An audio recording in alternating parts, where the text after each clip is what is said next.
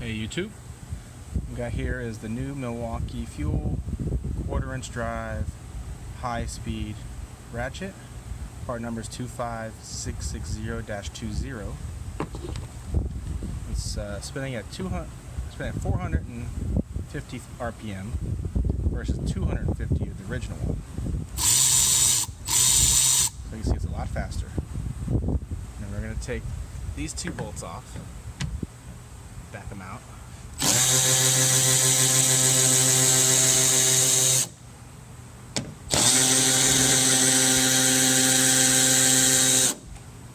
And they came out pretty quick. Let's show it running back in.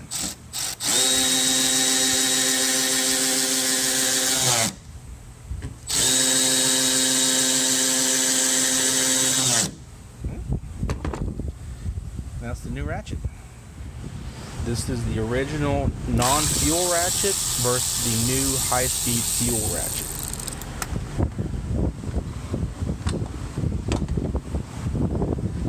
Thanks for watching. If you like this video, hit that like and subscribe button.